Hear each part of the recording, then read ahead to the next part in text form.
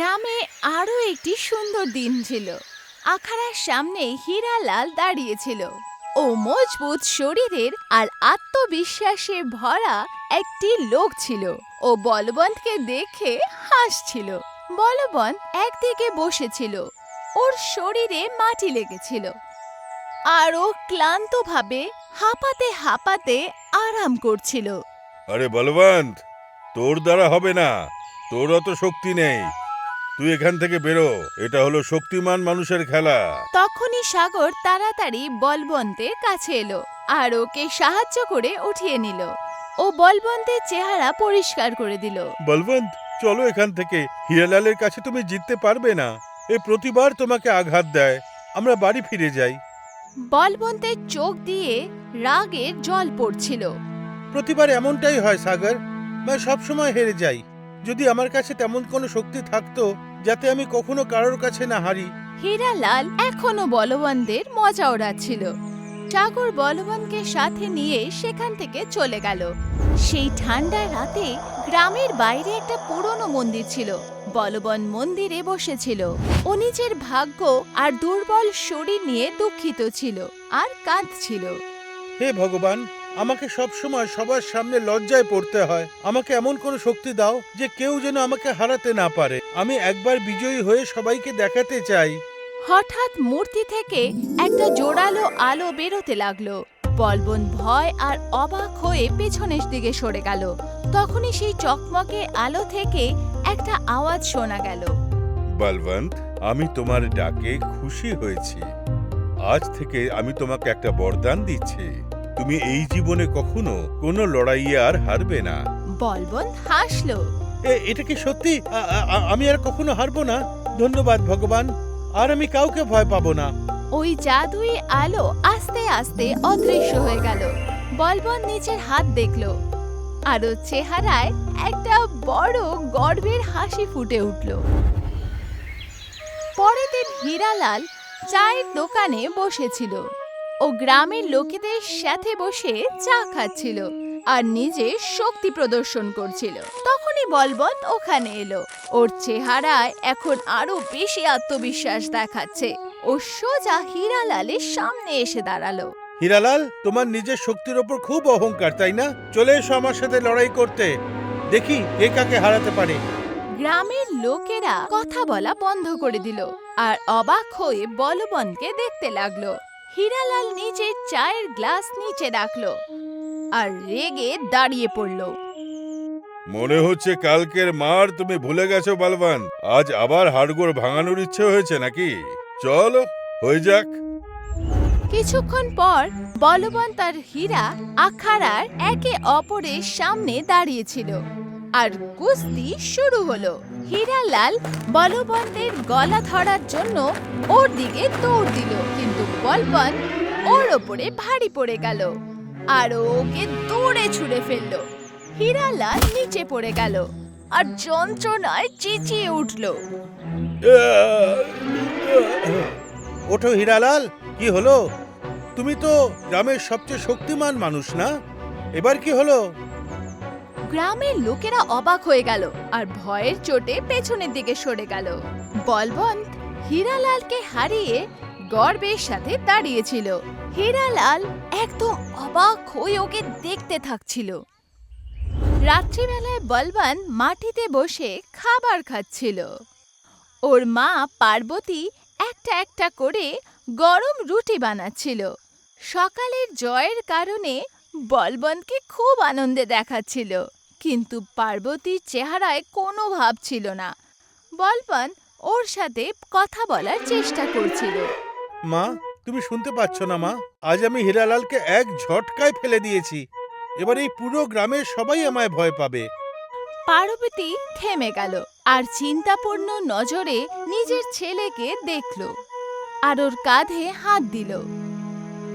বাবা, শক্তি আসা ভালো ব্যাপার, কিন্তু গর্ব আসা খুব খারাপ। শক্তি অন্যদের রক্ষা করতে, ভয় দেখানোর জন্য নয়। বলবন্ত রেগে গেল। মা, তুমি বুঝবে না। এখন যখন আমি সবার ওপরে রয়েছি আর তুমি আমাকে অহংকারী বলছো, আমি আর কারোর সামনে ঝুঁকবো না, বলে দিলাম। বলবন্ত রেগে গিয়ে নিজের ঘরে চলে গেল। পার্বতী এখনো চিন্তায় ছিল। পরের দিন বাজার পুরোপুরি ভরা ছিল। সাগর একটা ফলের দোকানে নিজের জন্য ফল কিনছিল। তখনই ও বলবন্তকে দেখল, যে তার শক্তি প্রদর্শন করে গ্রামের লোকেদের ভয় দেখাচ্ছিল। সাগর বলবন্তের কাছে এলো আর ওর হাত ধরে ফেললো। বলবন্ত, এটা তুমি কি করছো? ওদের সাথে এভাবে কথা বলো না, ওরা সবাই ভয় পাচ্ছে। তুমি আমাকে জ্ঞান দিও না সাগর। এই গ্রামে এখন আমি সবচেয়ে শক্তিশালী। যেই আমার সামনে আসবে, আমার সাথে তাকে লড়াই করতে হবে। আশেপাশে গ্রামের লোকেরা আস্তে আস্তে কথা বলতে লাগলো আর বলবন্তের থেকে দূরে সরতে লাগলো। এখন কেউই ওর কাছাকাছি দাঁড়িয়ে থাকতে চাইতো না, আর বলবন্ত সেই কথার পরোয়া করতো না। সেই দিনই বলবন্ত চার পাইতে বসেছিল আর নিজের শরীরে মালিশ করছিল। তখনই সাগর এলো। ওর চেহারায় নিরাশা পরিষ্কার দেখা যাচ্ছিল। বলবন্ত, আমি তোমার সাথে কথা বলতে এসেছি। তুমি পুরো বদলে গেছো। পুরো গ্রাম তোমাকে ঘৃণা করছে। কেউ তোমার সাথে বন্ধুত্ব করতে চায় না। কেউ আমার কোনো ক্ষতি করতে পারবে না। আমার ওইসব উল্টোপাল্টা বন্ধুত্বের দরকার নেই। তুমি খুব ভালো ছেলে ছিলে বলবন্ত। তুমি কিরকম কথা বলছো? যদি তুমি তোমার এই অহংকার না ছাড়ো, তাহলে তুমি সম্পূর্ণ একলা হয়ে যাবে। বলবন্ত চার পাই থেকে উঠল আর সাগরকে নিজের থেকে দূরে ধাক্কা দিল। সাগর বলবন্তের এই ব্যবহারে খুব দুঃখ পেল। আজ থেকে তুমি তোমার বন্ধুত্ব হারিয়ে ফেললে। তোমার কাছে শক্তি তো আছে, কিন্তু তোমার হৃদয় একদম খালি হয়ে গেছে। এটা বলে সাগর সেখান থেকে চলে গেল। সেই রাতেই কিছু গ্রামের লোক হীরালাল আর সাগরের সাথে চৌপালের কাছে ঘেরা বানিয়ে বসেছিল আর কথা বলছিল। তখনই বলবন্ত আলোচনার মধ্যে অংশগ্রহণ করতে আসছিল, কিন্তু যেই ওকে সবাই দেখলো তখন সবাই চুপ হয়ে গেল। চলো ভাই সব, এখানে অহংকারী বলবন্ত চলে এসছে। এর সাথে বসার থেকে তো ভালো আমরা বাড়ি ফিরে যাই। হ্যাঁ, আমাদের কোনো এমন মানুষের সাথে থাকা উচিত নয় যার অহংকার তার বয়সের থেকেও বেশি। এক মুহূর্তে সবাই সেখান থেকে চলে গেল। বলবন্ত পেছনে একদম একলা থেকে গেল। এসব কি হয়ে গেল? আমি তো সব থেকে শক্তিশালী না?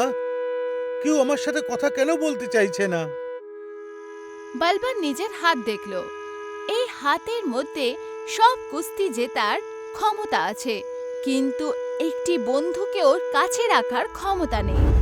সেই সময় পার্বতী বিছানায় শুয়েছিল। উনি ঠান্ডায় কাঁপছিলেন আর জোরে জোরে শ্বাস পড়ছিল আর কাশছিল। তখনই বলবন্ত বাড়িতে এলো আর বুঝে গেল যে ওর মায়ের জ্বর হয়েছে। মা, তোমার তো দেখছি খুব জ্বর। আমি এক্ষুনি গিয়ে ডাক্তার ডেকে আনছি, তুমি একটু বিশ্রাম নাও। বলবন্ত ডক্টরকে ডাকার জন্য দ্রুত বাড়ির বাইরে বেরিয়ে গেল। বলবন্ত দৌড়াতে দৌড়াতে ডক্টরের বাড়ি পৌঁছালো। ও সাহায্যের জন্য ওদের দরজায় জোরে জোরে টোকা মারতে লাগলো। ডাক্তার বাবু, তাড়াতাড়ি বাইরে আসুন, আমার মা খুবই অসুস্থ। ডক্টর দরজার সামনে জানলাটা খুলল, ওনাকে রেগে দেখাচ্ছিল। এখান থেকে চলে যাও বলবন্ত। তুমি কালকে আমার ছেলেকে বাজারে খুব মেরেছিলে না, শুধুমাত্র এই জন্যে যে তোমার সাথে ওর ধাক্কা লেগেছিল। আমি কোনো অহংকারীর বাড়ি যেতে পারবো না। তোমার নিজের শক্তি দিয়ে মাকে ঠিক করে নাও না। এইটুকু বলেই ডক্টর জানলা বন্ধ করে দিল। আমাকে সাহায্য করুন ডাক্তার বাবু, আমার মায়ের অবস্থা খুবই খারাপ। ডক্টরের দিক থেকে কোনো উত্তর এলো না। এটা দেখে বলবন্তের চোখে জল বেরিয়ে এলো। ওর অনুভব হলো যে এই শক্তি ওকে সেই সম্মান দিচ্ছে না যেটা ও সব সময় চাইতো। ও এক মুহূর্ত দাঁড়িয়ে থাকলো না আর সেখান থেকে চলে গেল। বলবন্ত দৌড়ে সেই মন্দিরেই গেল যেখানে ওর আগে ইচ্ছা পূরণ হয়েছিল। ও সোজা মন্দিরের সামনে ঝুঁকে প্রণাম করলো। হে ভগবান, আমার এই বরদান চাই না, এই শক্তি আমার চাই না। এটা একটা অভিশাপ। এই অভিশাপ আমার মায়ের স্বাস্থ্য, আমার সবচেয়ে ভালো বন্ধু আর পুরো গ্রাম আমার থেকে দূরে করে দিয়েছে। আর ও একবার সেই মূর্তি দেখে সেই তেজ রশ্মি চমকে উঠল। বলবন্ত, তুমি তো কোনোদিনই আর হারার মানুষ নও, তাহলে তুমি কাঁদছো কেন? তুমি তো সব লড়াইই জিতেছো। না ভগবান, আমি সব লড়াই জিতেছি, কিন্তু জীবনের সবচেয়ে বড় লড়াই আমি হেরে গেছি। আমার এই শক্তি চাই না। আমার মনে হচ্ছে তোমার আসল জ্ঞানের উদয় হয়েছে। বলবন্ত, যাও, তোমার মা সুস্থ হয়ে উঠবেন। এরপর রশ্মি গায়েব হয়ে গেল। বলবন্ত উঠে দাঁড়ালো আর ভগবানকে ধন্যবাদ দিল। এখনো নিজেকে সেরম ভাবেই স্বীকার করে নিল যেমনটা ও নিজে। কিছুদিন পর গ্রামের আখাড়া আবার লোকে ভর্তি ছিল। সাগর আর পার্বতীও ভিড়ের সামনে দাঁড়িয়েছিল। পার্বতীকে এখনই সুস্বাস্থ্য আর আনন্দে দেখাচ্ছিল। বলবান আখাড়ার ভেতরে দাঁড়িয়েছিল। ও হীরালালের কাছে গেল আর ওকে গলায় জড়িয়ে ধরল। এটা দেখে পুরো ভিড় অবাক হয়ে ওকে দেখতে লাগলো। আমায় ক্ষমা করে দিও, আমি অহংকারের বশে তোমার আর সকলের মনে দুঃখ দিয়েছি। আজ আমি এখানে কাউকে হারাতে নয়, আমার ভুলের প্রায়শ্চিত্ত করতে এসেছি। কোনো ব্যাপার নয় বলবন্ত, যদি তুমি তোমার নিজের ভুল বুঝতে পারো তাহলে তুমি আজও আমার ভাই। এসো, চলো ভাই ভাই লড়ে যাই। দুজনে আরো একবার কুস্তি লড়লো। হীরালাল তাড়াতাড়ি বলবন্তকে নিচে ফেলে দিল আর কুস্তি জিতে গেল। হারের পরও বলবন্তের চেহারায় হাসি কায়েম ছিল। এই হার হলো সততার হার, আর আমার তোমার কাছে হেরে একদম খারাপ লাগেনি। সাগর বলবন্তের কাছে এলো। আমার পুরনো বন্ধু ফেরত এসেছে। সব গ্রামের লোকেরা কুস্তির পরে তালি বাজালো আর একসাথে সবাইকে চিয়ার করলো। বলবন্ত আসল শক্তির মানে বুঝে গেছিল। এর সাথে আমাদের গল্পটি এখানেই শেষ হলো।